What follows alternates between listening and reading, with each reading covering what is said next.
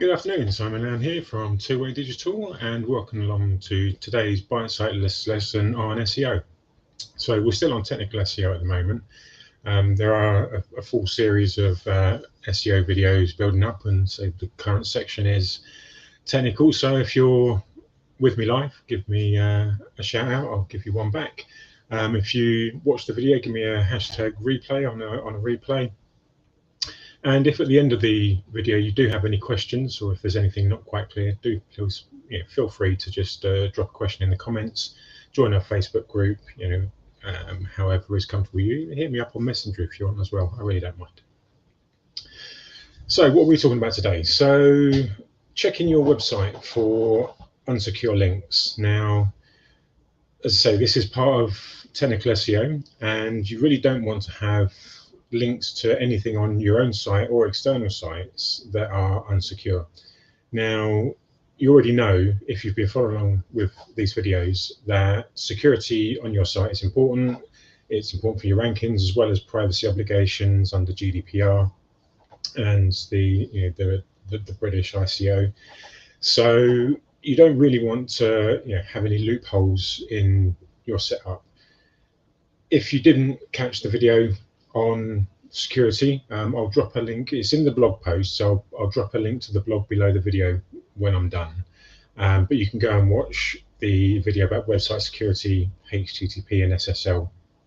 Again, it's only another short 8-10 minute video, but it covers why you need to have SSL and use HTTPS on your website. But the next step on from that is also linking to everything internally into your site with SSL. Now, if you set up everything in that video correctly, you should have 301s and forwards from HTTP to HTTPS anyway. So even if you use an unsecure link, it should still be delivered securely via the forwarding. But in terms of why unsecure links need to be secured, that's all part of like the overview, the big picture in terms of what you're delivering to your visitors on your website. So first off, it's best practice, and you are trying to deliver the best possible experience to the visitors you can, and obviously that means keeping all of their data safe and secure. So if you're relying on the redirection that we set up in the security video to work flawlessly forever without ever going wrong, okay, there's an argument that it technically should, but we all know that there are bugs, errors, omissions, human error. All that aside, if you're using HTTPS links and that doesn't work for any reason, it's really not a problem. So again, that's part of the best practice. Now, if you did drop in standard HTTP links on your website, and let's say, for example, it was to a picture that was embedded on your page on one of your blog posts, as an example, the upshot of that is technically your whole page can be delivered as unsecure because you've got mixed security types on your links. It won't deliver an entire page securely. So now I've no doubt that at some point some smart aleck will come out with a browser that can ring fence unsecured content that's delivered through the browsing experience, and there's no extra risk associated with that. But as far as I'm aware, that's not what happens at the moment. If you deliver unsecure content on a secure page, the whole page is delivered as unsecure, so you really don't want that to be happening. So what else have you got to check? Well, obviously links to images, any downloadable content. So if you're doing lead magnets, if you're delivering PDFs, audio, video files, whatever, obviously you want them all to be secure as well. And there are tools out there that will do this. So they are built in to some of the bigger suites of tools for the SEM marketing tools, and there are other individual tools, both free and paid, that can do a quick check for you. So I'll refer to one that I'm aware of that is a free one, so that you can go and just have a check on your site. It's called HTTPS Checker. I'll put a link in the blog so that you can go and click on that, and I'll put a link below the YouTube video, but I won't do it on Facebook. I'll just put a link to the blog. So in terms of finding problems, so what will HTTPS checker find for you? So if you've got any active mixed and insecure content, it'll pick that up. If it's passive, it'll also pick that up. If you've got insecure forms, insecure redirects, canonical links that are insecure, all of your internal linking as well, even though, like I say, if you've got a redirect set up to go from HTTP to HTTPS, you still don't want to have those links. You want those secured.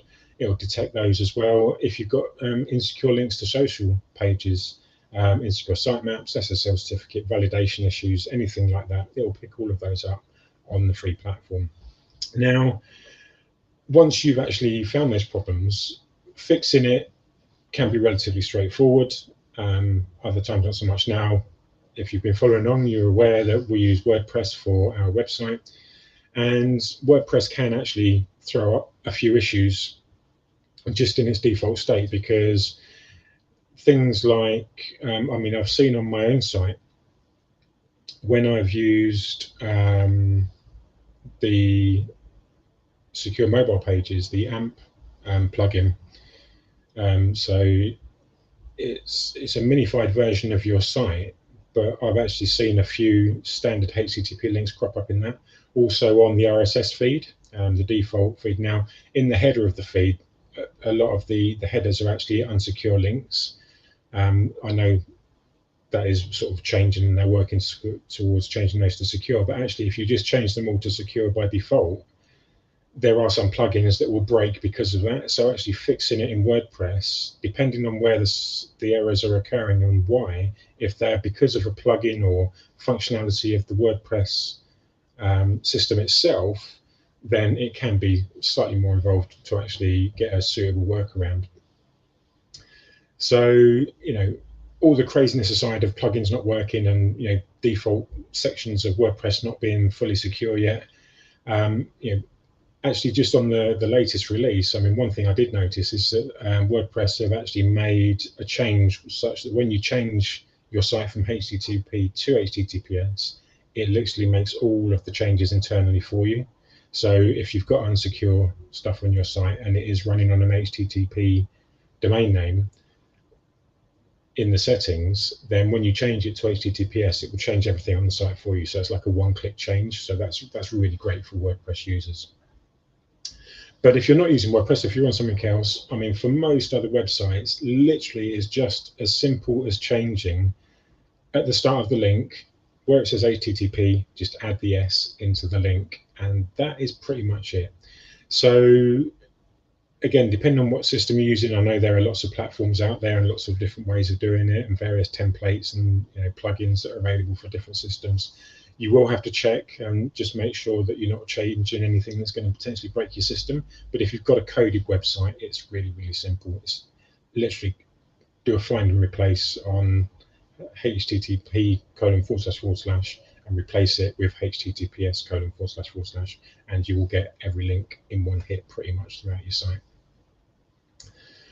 So the other thing that you need to be aware of is, obviously, when you're connecting to an external website, so one that you don't control, you want to be aware of, you know, some sites, you know, there are still sites out there, and a number of them, I mean, in terms of percentage, it's getting lower and lower year on year. But, you know, when you're thinking about a percentage of billions of websites, that's still, you know, tens of millions of websites running on potentially unsecure HTTP platforms, and you really don't want to be connecting to those. My view of it is this: if they've got content on their site that you think you want to connect to, but they're not running securely, you need to have a look at their business as a whole. I mean, check that you can't just add the S and it goes to it, and they've just, you know, forgotten to add the redirect, because you can still connect to the secure part of their site. But if they don't have one, then my question would be, do you actually really want to be sending them your traffic in the first place? If they're coming from your site, which you know is safe and secure and a good browsing experience because you've put time and effort into making it that way, do you really want to send them to a site where somebody hasn't made that same effort, potentially could have a poor user experience, because you sent them there, you're slightly culpable in that. So my suggestion would be, if you can't link to somewhere securely, don't link to them at all. So that's pretty much it on, securing your website with internal and external links. If you found this helpful, please let me know. If you've got any questions, if you've got any comments, or if you want to have a conversation about it, more than happy to do that. Please do feel free to get in touch. Like I say, I'll drop a link to the Facebook group in the blog post, and you can obviously use the comments as well to get in touch. So that's it for today. So until next time, have a great day and enjoy the rest of your afternoon, morning, evening, wherever you're watching from, and I'll see you next time. So until then, goodbye for now.